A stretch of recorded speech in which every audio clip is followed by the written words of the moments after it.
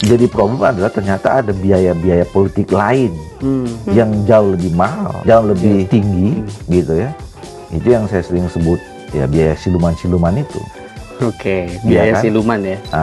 Nah, kan tadi disampaikan bahwa memang ada beberapa evaluasi soal pemilihan langsung dan tidak langsung. Ternyata publik kita mayoritas itu masih sepakat bahwa pemilihan dengan cara langsung itu tuh lebih baik karena mereka menilai ya memang dalam prosesnya kan kemarin selalu banyak catatan gitu ya dalam perjalanannya. Tapi publik menilai bahwa itu masih paling cocok buat kita. Masih jauh. Apalagi kalau disetujui DPRD, itu nggak perlu cepat-cepat kita ngurusin Nah itu undang-undangnya. tapi ntar lama Singkat ya? tinggal singkat diketok. Iya, publik nggak tahu lagi. Apa ya? Tadi yang saya katakan, kita ini nggak bisa sendiri juga. Ya. Rakyat kita ini sudah cerdas, ya sudah cerdas dan ya kita juga nggak boleh melawan keinginan rakyat juga. Ini bukan soal bicara tentang bagi-bagi kekuasaan, enggak. Kita bicara tentang soal bagaimana supaya sistem politik kita ini betul-betul produktif, gitu loh, untuk pembangunan aspek-aspek yang lain, gitu loh. Halo sahabat Kompas, kembali di Gercep Gerak Cerita Politik bersama saya Nikolaus Sarbowo. Dan saya Agustina Purwanti. Dan kali ini Tina kita akan bahas dinamika politik terkini ya, terkait gagasan wacana lah pilkada lewat DPRD. Yang akhir-akhir ini ramai banget diperbincangkan ya Mas ya. Cuman kayaknya nggak seru deh kalau kita ngobrolnya berdua. Betul. Karena kayaknya lebih afdol kalau kita ngobrolnya sama orang yang akhir-akhir ini juga cukup sering bersuara soal ini. Betul. Gitu.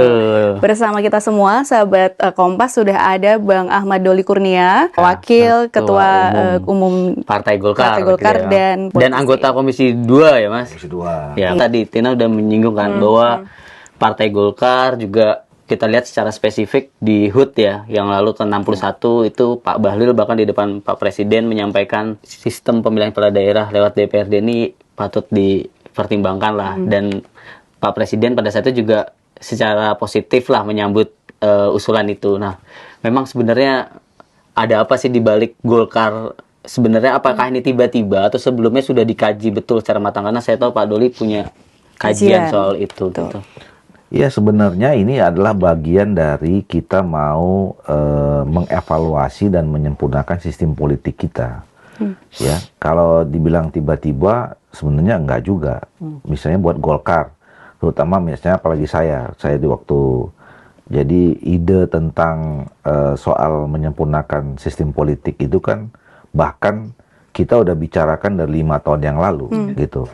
Jadi kan ada 8 tuh undang-undang waktu itu yang harus kita evaluasi, harus kita sempurnakan. Itu mulai dari hulunya kan pemilu, pilkada, partai politik, terus kemudian MD3, kemudian undang-undang pemerintahan daerah, pemerintahan desa.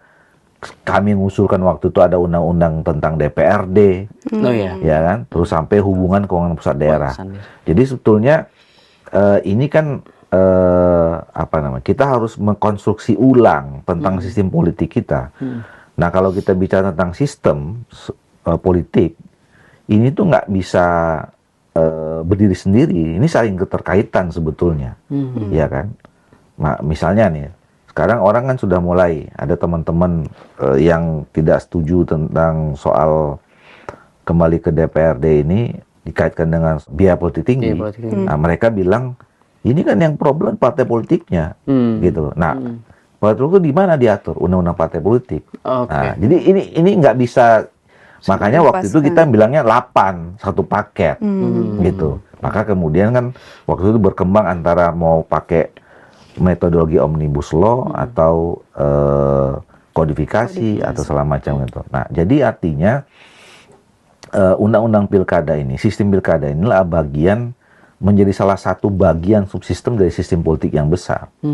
Dan kita sudah melakukan banyak sekali diskusi, ada kajian kecil tentu ya di dalam internal partai.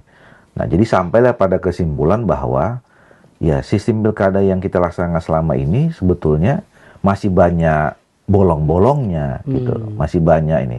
Misalnya satu yang sering mengumumkan satu kan tentang biaya politik yang tinggi. Tuh.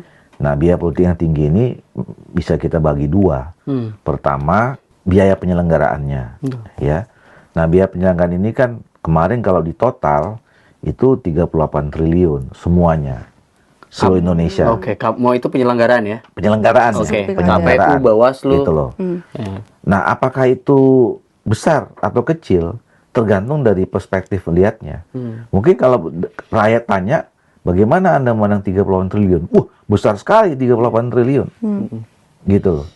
Apakah 38 triliun itu kalau misalnya sekarang lah pemerintahan ini kan bicara tentang efisiensi, tentang soal program pro rakyat. Ya. Kalau 38 triliun dibagi 5, artinya 1 tahun tuh 7,5 triliun dikompensasi menjadi program bantuan sosial segala macam itu, mungkin bisa langsung ke rakyat gitu.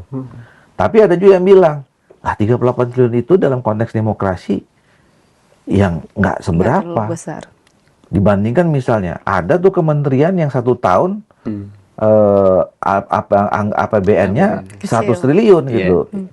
Nah, kan itu relatif ya. Nah, jadi sebetulnya menurut saya kalau biaya penyelenggaraannya sih nggak terlalu no isu. Nah, yang jadi problem adalah ternyata ada biaya-biaya politik lain yang jauh lebih mahal, jauh lebih tinggi gitu ya. Itu yang saya sering sebut ya biaya siluman-siluman itu. Oke, biaya kan? siluman ya. Nah, saya bilang mahal kenapa? Ya, dari segi nominal jauh lebih besar pasti dibandingkan dengan soal biaya penyelenggaraan. Tapi ada yang intangible yang lebih mahal lagi apa? Rusaknya moral kita, moral bangsa kita gitu loh. Budaya pragmatisme itu ya terlalu mendominasi kita gitu loh. Orang kalau memilih sesuatu harus ada kompensasinya segala macam itu. Itu yang jauh lebih mahal sebenarnya. Nah, Menjadi transaksional gitu. iya, jadi political transaksional. Nah, itu satu. Yang kedua, ternyata memang produk dari kepala daerah dengan sistem kemarin ini belum tentu juga sesuai dengan harapan kita gitu loh. Bicara tentang soal kinerja misalnya. Apakah ada kepala daerah yang baik? Ada. Tapi pertanyaan berikutnya, apakah semuanya baik? Belum tentu. Jadi mereka juga sebetulnya apakah menjamin proses pemilihan seperti ini membuat satu daerah akan pasti maju dengan kepala daerah yang produknya sistem seperti ini gitu. Bahkan kalau bicara tentang soal pelanggaran hukum, kita punya fakta. Setengah lebih kepala daerah dalam kurun waktu sekitar 10 tahun ini itu terjerat masalah hukum semua KPK. gitu loh. Nah, jadi kan ada problem gitu loh. Nah, yang ketiga ya memang ini mungkin agak jauh gitu, tapi ini berpotensi kalau kita nggak treatment dengan bagus. Misalnya adanya potensi polarisasi atau keterbelahan masyarakat dengan begitu kuatnya kompetisi pilkada yang melibatkan rakyat itu kan kadang-kadang juga Bentrokan potensinya di bawah. besar gitu loh. Nah, jadi artinya mau 3, mau 4 atau banyak lagi kemudian kita cari kelemahannya, yang jelas ada problem yang nggak boleh kita biarkan. Maka momentum ketika kita bicara tentang revisi undang-undang politik, penyempurnaan sistem politik termasuk pemilu, ya harus kita masukkan jadi agenda pembicaraan gitu. Nah, bicara opsi apa yang muncul, nah itu kita diskusikan gitu loh, ya kan? Gitu kira-kira. Tadi kalau bicara soal ongkos, ya ini mungkin biaya siluman-siluman itu maksudnya mungkin yang dikeluarkan oleh calon. Iya. Oh, oke. Nah, itu Mereka memang dan sebagainya kalau gitu mungkin ya maksudnya. pengalamannya memang kalau ya Pak Seberapa Doli kan besar? juga ketua Bapilu dulu ya, pas pilkada tahu lah mungkin 2024 emang besar ya memang. Iya, memang begini, misalnya saya kan pimpinan partai ya, yang waktu itu 8 tahun lah saya dikasih kepercayaan oleh pimpinan dan partai ngurusin pemenangan pemilu. Kita kan untuk menghadapi event-event politik seperti pemilu, pilkada, itu kan mempersiapkannya kan nggak besok mau pilkada kita mau siapin. Kita kan udah dari jadi awal. Misalnya kalau bicara tentang orang, kita kan udah talent scouting dulu nih. Ya. Nah, misalnya kita lihat nih, dia udah banyak, hampir kalau di Golkar banyak, udah 2-3 periode jadi anggota DPR, sudah jadi pimpinan pula, jadi ketua DPRD, ya kan? Artinya dia yang sudah teruji. Rakyat di situ percaya sama dia, terhadap kinerjanya, terhadap apa yang dia buat daerah itu. Wah, Anda pantas nanti jadi calon kepala daerah, gitu. Tapi kemudian nggak bisa jadi gara-gara, Pak, saya nggak punya uang, gitu loh. Loh, kenapa bicara uang? Golkar, nah, alhamdulillah kami pemilu 2020, 2024, Partai Golkar sudah menerapkan tidak ada mahar. Oke. Saya bilang, enggak, Golkar nggak bayar, Pak. Gitu kan? Partai lain. Yang lain, Iya. gitu loh. Terus kemudian nanti kalau udah jadi calon, ya udah bayar ke situ, nanti juga di masyarakatnya juga bagaimana. Gitu. Jadi orang yang kita anggap punya kompetensi pun jadi takut untuk berkompetisi, gitu loh. Nah, ini fakta-fakta yang juga memang bukan mengada-ngada, ini memang real seperti itu. Nah, makanya kemudian tadi saya bilang, bisa jadi pada akhirnya kepala-kepala daerah yang jadi itu bukan yang ideal juga sebenarnya, gitu loh. Yang kita anggap punya kemampuan, punya kompetensi segala macam, gitu loh. Nah, makanya jadi terbiasa orang yang punya modal besar itulah yang jadi pemenang, kan, kira-kira begitu. Kalau misalnya berbicara soal biaya, oke, memang besar ya. Meskipun tadi misalnya biaya di luar penyelenggaraannya yang ternyata lebih besar. Tapi berbicara soal biaya kan, dalam penyelenggaraannya sebenarnya itu juga bisa akhirnya berdampak ke rakyat juga kan, Bang, dengan berbagai hal yang terjadi ketika misalnya ada praktek-praktek, bukan praktek ya, maksudnya kegiatan untuk penyediaan untuk berkaitan dengan pilkadanya, pemilunya gitu kan, itu kan sebenarnya berdampak juga ke rakyat. Hal seperti itu, nah itu menjadi pertimbangan. Iya, benar, pasti juga ada efek ya, event, namanya juga event. Kalau event itu kan pasti juga ada multiplier efeknya, kan, gitu kan. Ya ada efek ke ekonomi dan segala macam. Itu memang kita tidak, satu sisi bagus gitu. Nah, oleh karena itu makanya begini, menurut saya ya, ada satu lagi yang harus kita pahami. Ini juga berkaitan dengan cara, dengan visi dan cara pemimpin kita mengelola negara, mengelola pemerintahan, gitu ya. Kita lihat peristiwa mulai dari 2014 misalnya. Ya. Ini udah kita langsung masuk soal pilkada langsung dengan pilkada langsung oleh rakyat dengan pemilihan ke DPRD. Ya. 2014 itu kan kita udah lihat petanya. Waktu itu presidennya Pak SBY. DPR waktu itu sudah memutuskan sebenarnya undang-undang itu udah kembali ke DPRD. Tapi Pak SBY waktu itu melihat bahwa pada saat itu ya, visi saya tentang Indonesia ke depan, mengelola negara pemerintahan ini harus melibatkan rakyat secara langsung gitu misalnya. Termasuk bukan hanya untuk pemerintah pusat, tapi untuk juga di daerah. Maka kemudian dia menggunakan hak dan kewenangannya, diveto lah, misalnya keluar perpu, udah gitu. Nah, sekarang kita punya presiden Pak Prabowo yang memang dari awal bersama Golkar 2014, PAN itu ya konsisten. Pada saat 2014 itu kita memang ingin memang sudah sistem itu yang jadi pilihan. Sistem itu yang jadi pilihan, gitu. Nah, sekarang ada momentum untuk kembali dibuka evaluasi itu, ya kenapa tidak? Nggak apa-apa dong ditawarkan sebagai sebuah opsi, gitu loh, ya kan? Toh ini kan baru dalam permulaan. Tinggal kalau kita tadi kaitkan yang pertama ya, soal kita harus mencari sistem yang seideal mungkin, ya kita buka aja. Misalnya kami ya, Golkar itu kita udah buat tim kajian 1,5 tahun belakang ini untuk yang lain-lain juga, soal partai politik, pemilu, termasuk ini gitu. Nah, kita dari awal udah kasih 3 opsi. Ya, misalnya opsi pertama adalah tetap pemilihan langsung oleh rakyat. Tapi karena tadi ada catatan seperti itu, ya kita juga kasih apa? Oke. Koreksinya. Supaya tidak berbiaya tinggi. Terus kemudian kita bisa menghasilkan kepala daerah yang betul-betul sesuai yang ideal, sesuai dengan pilihan rakyat, gitu ya, yang tidak terjebak masalah hukum. Terus kemudian supaya bersih, kita harus tambahkan dengan penegakan hukum pemilunya, gitu ya, sampai jelas, sampai sanksi-sanksinya. Ya kalau misalnya ada ketahuan, ya kita harus sampai berani diskualifikasi misalnya, gitu ya. Itu pilihan pertama. Pilihan yang kedua, kembali ke DPRD semua.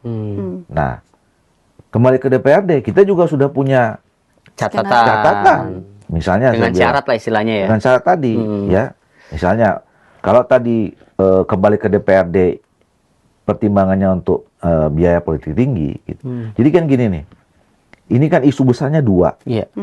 Satu biaya politik tinggi, satu lagi soal demokratis apa tidak. Iya. Nah ini nggak boleh dibenturkan, justru ini harus dicari titik temunya, gitu loh. Nah makanya kalau nanti pada akhirnya kita semua sepakat ke DPRD, tapi aspek prinsip demokratisnya jangan dihilangkan. Artinya pelibatan rakyatnya jangan. Makanya kita usulkan misalnya saat pencalonannya, partai harus membuka diri menerima siapa saja harus datang, diterima nama-namanya. Untuk mendaftar lah ya sebagai cakada. Oke. Terus kemudian proses seleksi dari pendaftaran ke bakal calon misalnya dibuat panel, ya kan, yang melibatkan kampus, tokoh akademik, tokoh masyarakat, segala macam gitu. Nah terus kemudian nanti misalnya ya disilakan juga aja, boleh kampanye juga, gitu ya. Berikutnya misalnya ya partai atau gabungan partai politik bisa membuat semacam primary election, ya mau konvensi kayak atau apa gitu loh. Kemudian ada juga yang mengatakan ini kalau soal politik yang simulan-simulan tadi kan bisa aja pindah dari rakyat misalnya ke DPRD misalnya. Nah ya kita atur misalnya harus terbuka, transparan. Kenapa misalnya partai memilih seorang, apa alasannya? Bahkan sampai saya mengatakan bila perlu pemilihannya di DPR itu nanti itu terbuka saja. Jangan tertutup. Karena kekhawatirannya semuanya kan bermain di ruang tertutup. Termasuk yang tadi sebenarnya ketika pemilihan itu bisa aja alih-alih dibuka, tapi ternyata di dalam kan tetap ada permainan. Nah itu kayaknya yang harus, yang siluman-siluman tadi lalu nggak ada gitu kan. Iya, nah makanya dan itu semua diatur dalam undang-undang. Iya, mungkin gitu, harus, bukan diserahkan ke partai politik, syarat enggak diatur aja. Dalam undang-undang gitu. Nah, seharusnya juga yang tadi opsi pertama kita juga dalamin seperti itu. Jadi misalnya teman-teman yang misalnya tetap setuju, ya, yang mau langsung, catatannya apa, gitu loh. Tapi kan yang setuju langsung kayaknya tinggal dikit ya Mas. Kayak udah gerbongnya banyak, tadi sih bilangnya opsi, tapi kan kayaknya rombongannya udah banyak nih Bang. Nah, terus itu baru dua opsi loh. Nah, opsi yang ketiga itu asimetris atau hybrid. Nah, kan ada yang memang dipilih lewat DPRD, ada yang memang secara langsung. Kira-kira gitu. Iya. Nah itu, jadi tapi memang sudah ada pengkajian itu. Tapi secara di internal Golkar memang solid Bang, atau ya itu karena kan ada mengumpulkan DPD juga ya, suara-suara DPD juga tetap ada yang. Nah pada akhirnya memang kalau dari sikap Golkar sekarang itu opsinya sudah mulai ini, karena kita sudah lagi tidak mendalami opsi tentang langsung. Sekarang pilihan yang kita sedang exercise tambahan lagi itu antara yang ke DPRD sama yang asimetris gitu. Walaupun kemarin Rapimnas kemarin itu sudah memutuskan, karena kita kan mendengarkan aspirasi juga dari teman-teman DPD kabupaten yang mereka mayoritas mengatakan bahwa lebih bagus kembali ke DPRD. Makanya itu. Nah, tapi tentu jadi gini, dalam proses pembuatan undang-undang itu kan ini kan sekarang nggak bisa berdiri sendiri lagi. Pemerintah berdiri sendiri, DPR berdiri sendiri. Tadi kan pasti ada keterlibatan. Makanya ini kan sekarang kita buka aja. Ya, dan dibuka ini terkait juga Litbang ternyata sudah ada ininya kan, datanya lah Bang. Karena kan ini rame kan Bang, terus akhirnya kita bikin nih survei nih Litbang. Jajak pendapat sih sebenarnya telepon kemarin bulan Desember. Tadi kan Periode Bang kapan tuh? 8 sampai 11 Desember periodenya. Nah, kan tadi disampaikan bahwa memang ada beberapa evaluasi soal pemilihan langsung dan tidak langsung. Ternyata publik kita mayoritas itu masih sepakat bahwa pemilihan dengan cara langsung itu tuh lebih baik karena mereka menilai ya memang dalam prosesnya kan kemarin selalu banyak catatan gitu ya dalam perjalanannya. Tapi publik menilai bahwa itu masih paling cocok buat kita karena itulah bentuk nyata dari demokrasi itu yang sebenarnya. Nah, itu gimana Bang menurut Bang Doli? Iya, nggak apa-apa menurut saya wajar saja karena kan rakyat yang kemarin ikut itu kan. Ya kalau mereka yang sudah berkali-kali ikut pilkada gitu ya. Ya pasti kalau ditanya ya mereka lebih pilih itu gitu loh. Nah tapi kan sekarang kita bernegara ini kan nggak bisa juga sendiri-sendiri ya kan. Kita juga punya pemimpin gitu ya, punya wakil-wakil gitu. Yang ini semua harus kita diskusikan sama-sama gitu loh. Ya ini yang tadi saya katakan menyatukan pandangan masyarakat dengan pandangan elit supaya sama gitu, ya kan? Ini yang kemudian nanti kita harus cari titik temunya gitu. Nah bahkan sebenarnya menurut saya ya ini proses alamiah yang bagus saja. Karena gini, harusnya undang-undang pilkada ini nggak usah kita terlalu forsir sekarang, gitu. Yang lebih urgent itulah undang-undang pemilu dan undang-undang partai politik. Kenapa? Dari segi waktu aja, ini pilkadanya kan masih 2031 kalau ikut putusan Mahkamah Konstitusi. Jadi kita masih punya waktu yang cukup untuk mendiskusikan ini. Jadi nggak usah Nah ini malah bagus. Partai politik Golkar memang ini. Jadi wacananya berkembang bisa. Dia berkembang. Ini kan bukan yang kita tutupin. Itu buka aja nih sekarang. Nih loh, Golkar gini. Ya silakan kalau misalnya ada yang mengatakan kami setuju dan kami tidak setuju. Nah pertanyaan berikutnya, kalau nggak setuju mau yang bagaimana? Apa konsepnya? Jadi kita pada konsep. Jadi kalau dari segi waktu sebenarnya yang punya deadline pemilu pertama. Oh pemilu dulu, oke. Ya kan yang sering saya katakan berkali-kali itu deadline-nya Agustus 2026. Yang waktunya cuma tinggal 7 bulan. Iya. Karena tahapannya mulai. Kalau pilkada kan masih jauh. Apalagi kalau disetujui DPRD, itu nggak perlu cepat-cepat kita ngurusin. Nah itu undang-undangnya. Tapi ntar lama tinggal singkat diketok. Iya, publik nggak tahu lagi. Apa ya? Tadi yang saya katakan, kita ini nggak bisa sendiri juga. Rakyat kita ini sudah cerdas, ya sudah cerdas dan ya kita juga nggak boleh melawan keinginan rakyat juga, gitu loh. Tapi ruang orang menyampaikan gagasan itu dibuka, jangan boleh ya kita katakan ini mau cari sistem yang demokratis. Tapi kalau orang berpendapat tadi kita bilang nggak boleh, yang nggak bagus, itu nggak demokratis juga kan namanya, kira-kira begitu. Tapi menarik mungkin bisa disampaikan juga, kalau di closing dengan konstituen partai. Nah mungkin Pak Doli juga perlu tahu kan, Ken, seperti apa? Ini menarik juga sih karena aku sempat ngecek kan Bang. Ini kalau misalnya gimana sih mereka yang memilih partai ini dan terhadap sikapnya gitu. Sama sih dari masing-masing partai itu masih cenderung memilih untuk dipilih langsung oleh rakyat. Dari mana Golkar juga gitu sih. Jadi gimana nih Bang? Masuk yang kalau pilpres, pemilihan pilpres juga. Iya, maksudnya kalau pilihan pilpres yang lalu ya. Apakah pemilih Prabowo tuh setuju apa enggak gitu dengan masih sama suaranya tuh masih sama lah bahwa yang dikehendaki karena angkanya lumayan besar nih Bang, 77% tuh kan angka yang kita tidak bisa biarkan begitu saja gitu ya. Ini kan ya karena kalau tadi dibilang semua berhak bersuara, nah ini suara publik nih gitu. Ya tentu nanti kami DPR, partai-partai politik, Golkar ya pasti akan mempertimbangkan aspirasi itu. Dan ini kan juga begini, ini kan baru teman-teman yang melakukan. Ada juga kemarin si LSI-nya DNJA, terus sebelumnya juga saya udah pernah dapat yang Pak Saiful Mujani punya, terus juga sama siapa yang indikatornya Prof. Burhan gitu.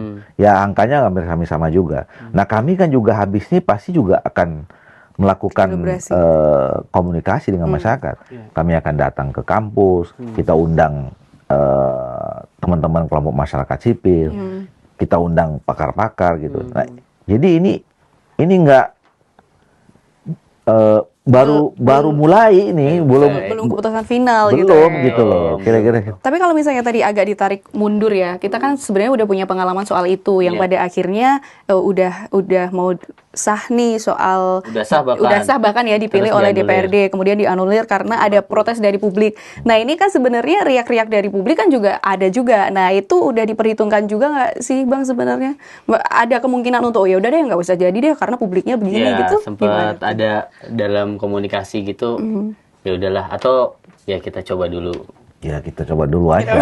Karena sama-sama bersuara ya. Tapi kan Iya. tadi benar ya, coba dulu karena ini membuka wacana publik lah ya. Iya. Mumpung belum Ya mungkin mumpung ada waktu kita cari yang seideal mungkin. Ide mungkin. Gitu. Sama dengan saya selalu mengatakan tentang undang-undang pemilu, kita butuh waktu yang cukup untuk mencari yang ideal. Nah ini sekarang tinggal 6 bulan, 7 bulan lagi loh. Gitu loh, untuk yang pemilu ya. Untuk yang Nah, pemilu. kenapa juga perlu partai politik? Tadi kalau kritik terhadap, misalnya kan orang bilang, ada yang menyampaikan teman-teman yang setuju langsung. Ini kan yang problem partai politik katanya, gitu loh. Ya kan? Yang bicara tentang mahar segala macam ini kan partai politik. Partai politiknya dong. Ya makanya kita di mana partai perlu dibicarakan? Ya undang-undang partai politik. Oh. Hulunya tuh di situ. Oh. Nah, tapi mungkin bisa sampaikan nggak, Tin? Sebenarnya mayoritas publik menolak tuh alasannya apa sih? Biar Ya, mungkin- ya itu tadi sebenarnya lebih ke karena pemilu secara langsung itu adalah wujud dari demokrasi yang sebenarnya besar. itu menurut publik. Dan kalau tadi Bang Doli bilang kalau misalnya setujunya adalah yang langsung, lalu apa sih solusinya gitu kan? Kalau publik dari hasil jajak pendapatnya Litbang ya harapannya sih tetap langsung, tapi memang tadi publik pun tidak menampik bahwa ada problem-problem tadi ya, Oke. soal politik uang dan sebagainya. Kenapa nggak sistemnya, maksudnya itu yang dibenahi dari sisi hukumnya yang lebih diperketat gitu. Oke. Kenapa opsinya harus oleh DPRD sih gitu sih Bang, kalau dari hasil jajak pendapatnya. Suara mayoritasnya juga, seperti juga itu diperhitungkan gitu. ya. Maksudnya untuk penguatan Bawaslu Ya. atau karena nggak ada nantinya akan DPRD itu akan Coba breakdown soal yang opsi ketiga tadi yang hybrid ya. Misalnya nih yang LSI Indonesia juga menjadikan salah satu jalan tengah terhadap itu. Misalnya gini, asimetris itu kan ada yang tetap langsung pilihan rakyat, ada yang DPR. Nah tinggal persoalannya apa pertimbangannya. Gitu. Nah saya selalu membuat 3 pendekatan. Satu pendekatan pertama adalah soal bicara tentang struktur kekuasaan pemerintahan. Di mana saja sih sebetulnya pusat atau sentra kekuasaan eksekutif kita di Indonesia ini dalam tata negara kita? Kan cuma 3. Satu pemerintah pusat, itu output produknya adalah presiden dan wakil presiden.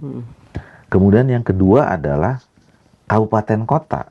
Sebagai konsekuensi kita memilih ya kabupaten kota sebagai pusat daerah otonom kita. Dulu kan debat, kenapa nggak provinsi? Ya. Nah, tapi udah kita nggak bahas itu. Tapi kita udah sepakat bahwa pusat daerah otonom kita di kabupaten kota. Turun lagi mana? Itu adalah desa. Gitu. Kan ini titik sentra eksekutif kita itu. Nah, itu pendekatan pertama tentang asimetris. Pendekatan yang kedua, apakah semua kabupaten kota perlu ke DPRD atau perlu semua ke langsung? Nah kita petain, ini bisa dibagi-bagi juga misalnya. berdasarkan. Nah, 3 pendekatannya. Oke. Pertama soal kapasitas fiskal. Oke. Kalau kapasitas fiskalnya rendah, ini kan juga sama nih. Setiap menjelang pilkada, karena pelaksanaan pilkada itu diserahkan anggarannya oleh APBD, daerah-daerah yang kapasitas fiskalnya itu rendah, pasti mereka teriak itu. Makanya ada aspirasi, kalau gitu pilkada ditarik aja, masuk ke APBN. Nah, ini juga nih, yang masuk tadi kaitan dengan visi pemerintah sekarang. Visi pemerintah sekarang ini kan efisiensi. Kalau ini ditaruh lagi ke pusat, Oke. Jadi nggak Jadi malah nambah nambah boncos beban. ya. beban. Iya. Gitu loh. Itu satu, fiskal. Yang kedua, kalau literasi atau pendidikan politik masyarakatnya masih relatif rendah. Nah, kalau dua ini kan rawan mobilisasi. Mobilisasi itu kan tempat yang kondusif untuk praktek moral hazard pemilu tadi itu. Politik transaksi. Nah, kalau ditambah yang ketiga misalnya daerah itu rawan konflik sosial, nah yang ini patut dipertimbangkan untuk DPRD. DPRD. Oh. Pemetaannya begitu. Nah, pemetaannya ini yang harus Permataannya gitu. Nah, pendekatan yang ketiga adalah soal kearifan lokal, local wisdom. Kita nggak bisa mungkirin ada daerah-daerah, misalnya sebagian besar di Papua misalnya, ada yang menggunakan pakai sistem noken. Nggak bisa dihilangin juga ternyata itu, karena itu menyangkut budaya mereka gitu ya. Nah sudah, kalau memang itu tidak bisa menjadi budaya, ya itu dilegitimasi saja. Jangan kita seolah-olah selama ini mengatakan itu demokratis. padahal ngumpulin suara Noken gitu loh. Ya itu diakomodir aja yang kayak gitu itu ya. Memang itu budaya. Gitu ya. Nah, pendekatan-pendekatan yang kayak gitu yang bisa jadi pertimbangan kita menetapkan asimetris gitu loh. Nah, jadi maksud saya mau mengatakan masih banyak alternatif sebenarnya antara mengadu antara DPRD dengan langsung gitu loh maksudnya. Jadi Golkar juga sudah mengkaji bahwa ada pilkada simetris ini dengan tadi mempertimbangkan beberapa Gitu. hal. Nah, tapi kalau melihat ya bukan hanya gagasan pilkada lewat DPRD juga, pada saat HUT juga kan dibahas soal koalisi permanen. Nah, soal koalisi permanen ini kan ya publik sudah tahu juga bahwa ya yang ada di koalisi pemerintahan sekarang lah ya. Nggak tahu itu PKB hitungannya masuk apa enggak. Nah, tapi begini, kan setelah itu ada pertemuan, kita tahu yang ada Pak Dasko, Pak Zul, termasuk dari Golkar dan lain-lain. Nah, apakah dalam pertemuan itu juga dibahas bagaimana koalisi permanen itu dilakukan dan bahkan ada kaitannya dengan pilkada itu? Gitu.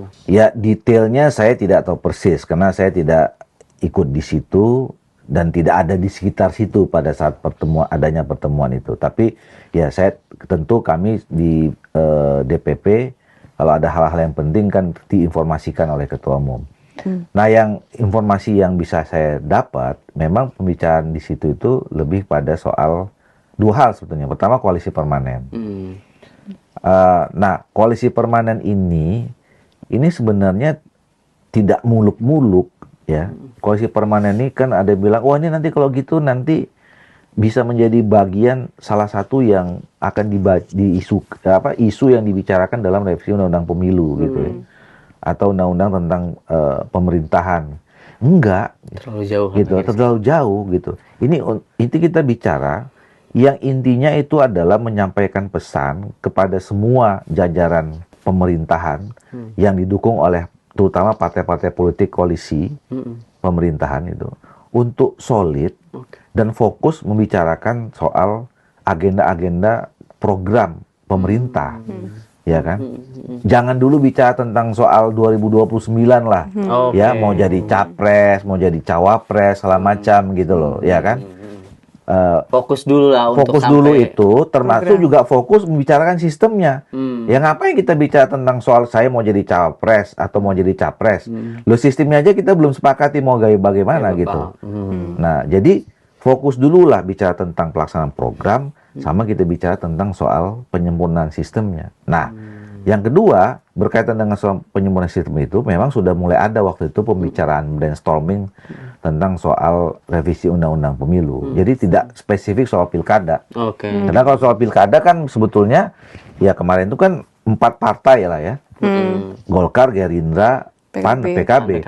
Yang sebelum ada pertemuan itu sebenarnya 4 partai ini udah ngomong soal itu opsi tentang soal mengusulkan.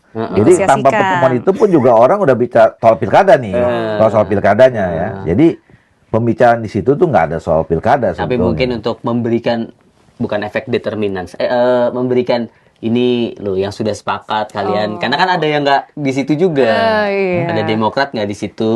Tapi kan Belum. mereka ikut. Bukan belum. Oh, belum. Kan Demokrat baru 2 hari lagi. Tapi balik aja juga. Oh, iya. Iya. PKS juga. PKS kan belum, menyatakan masih mengkaji. Tapi itu bukan obrolan untuk narik tadi yang baru nyusul ya. Obrolan untuk yang baru tiba-tiba Iya. pindah. Ya. Apalah kekuatan 4 itu untuk bisa mengikuti. Tapi kalau kita lihat di situ kan ada Bang Dasko juga. Itu bisa dibilang merepresentasikan bahwa gagasan ini ya cukup didukung oleh Pak Presiden juga. Atau karena memang Pak Presiden sejak awal memang dukung itu ya. Jadi memang Iya kan, beberapa hari sebelumnya kan Pak Gerindra secara resmi kan melalui Pak Sekjennya sudah bicara, iya. ya kan? Ya, saya kira kalau Pak Sugiono bicara kan nggak mungkin mengatasnamakan pribadi, pasti kan atasnamakan partai. Betul, Gerindra yang ketua umumnya kan Pak Prabowo. Mungkin nggak ngobrolin soal itunya sih sistem pilkadanya, tapi kan tadi ada mau daerah mana gitu dibahas nggak sih Bang? nakal sih. Jadi di situ juga dibahas nggak sih misalnya lu bagian ini ya karena PKB itu udah kuat di Jawa Timur misalnya, ntar lu pemenangannya. Jadi ada bagi-bagi. Jadi lebih ternyata tuh publik tahu oh memang sebenarnya ini ya pragmatis gitu sebenarnya. Enggak lah, enggak. Saya pastikan itu enggak, ya. Apalagi saya lah ya Golkar gitu. Ini bukan soal bicara tentang bagi-bagi kekuasaan, enggak. Kita bicara tentang soal bagaimana supaya sistem politik kita ini betul-betul produktif, gitu loh, untuk pembangunan aspek-aspek yang lain gitu loh. Buktinya apa? Loh kami Golkar dengan beberapa partai lain udah bicarain 5 tahun yang lalu. Ya PKB juga. Ini untuk nyambung aja gitu. Jadi jangan kemudian ditafsirkan terlalu jauh, curiga. Wah ini udah bagi-bagi. Dan kalaupun mau baginya gimana? Gitu. Ya, kan kelihatan daerah Gimana? DPRD-nya kuat. Nanti oh lu bagian sini, bagian sini gitu. Kok ini politik? Iya kan? Politik Ya itu politik juga kan bisa politik dinegosiasi. itu ya ada memang tempat di kapan bernegosiasi ada tidak. Tapi ini kita belum mulai permainan udah negosiasi dulu nggak apa yang mau dinegosiasikan gitu loh. Iya kan? iya. Orang kita baru bicara tentang sistemnya, terus kita mau enggak lah, enggak. Saya Sampai pastikan itu enggak ada. sepragmatis itu. Nggak ada. Tapi kalau untuk lobby-lobby partai lain yang mungkin tiba-tiba tadi Demokrat berubah haluan, terus juga PKS belum kelihatan seperti apa sikapnya. Bang Duli dengar juga nggak bahwa ya ini memang ada upaya untuk melobi-lobi partai yang belum menentukan sikap. Karena nanti PDIP rencananya kan di Rakernas juga akan Bahas itu. Kalau pertemuan itu informasi yang saya dapat enggak. Oke. Tidak ada untuk bicara tentang bagaimana melobi partai lain dan segala macam gitu. Bahkan ya soal Demokrat apa namanya? Balik arah itu. Saya juga kaget. Iya kan? Beneran kaget ini. Bener kaget saya. Benar. Karena waktu itu Perpu loh.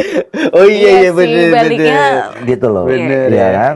Jadi saya Tiba-tiba. kaget. Tapi ya mungkin kan itu tadi kan setiap manusia, setiap kelompok itu kan mengalami proses pendewasaan kan, cara berpikir. Jadi segala kalau udah macam. terlibat, udah ngikut dewasa dong. Dewasa secara politik karena punya pertimbangan yang lebih Iya, matang lebih mungkin ya. matang. Mungkin Iya.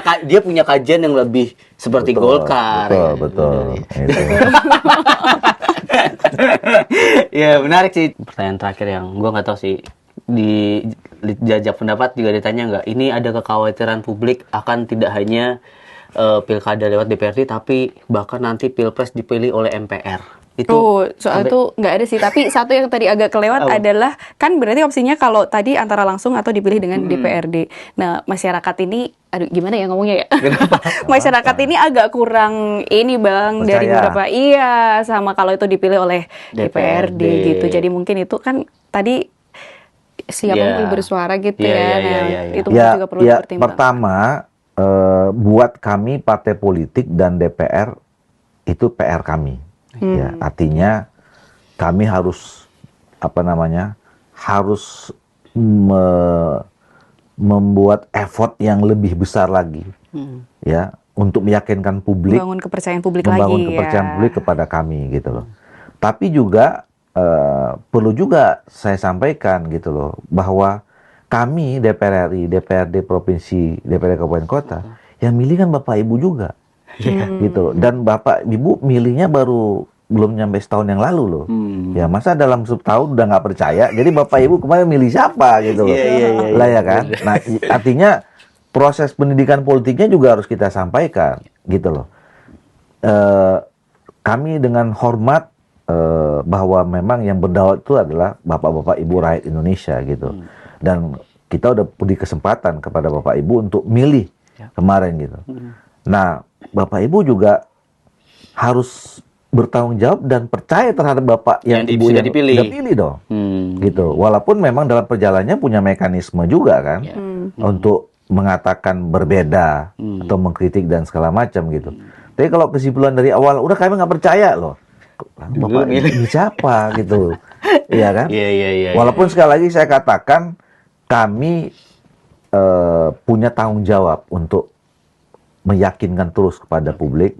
Nah, makanya misalnya tadi soal apalagi partai politik, ya, kita juga ingin sekali sebetulnya ya membuat partai politik itu juga punya trust di tengah masyarakat, ya. Masyarakat merasakanlah kehadiran partai politik gitu. Nah, kita juga makanya terus berusaha memperbaiki. Nah, usulan tentang soal perbaikan-perbaikan termasuk DPR ini kan itu menjadi bagian yang untuk semuanya membangun sistem politik saya katakan tadi. Bukan hanya sekedar untuk tadi untuk kepentingan Bagi-bagi kekuasaan, kursi segala macam, enggak lah. Termasuk tadi belum terjawab. Yang mana nih? Enggak, yang gue sih. MPR? Yes. Enggak lah, itu itu Lah, pasal tapi kan lagi mau amandemen konstitusi. Nah, tapi dengan catatan pasal yang tentang soal pemilihan DPR langsung, presiden secara langsung dan pembatasan Masa jabatan tidak boleh diganggu gugat. Itu Golkar firm. Firm. Oke, jadi tetap itu akan secara langsung Firm. dan periodisasi jabatan 5 tahun. Iya. Oh, ya ntar digoyang-goyang lagi tuh. Iya.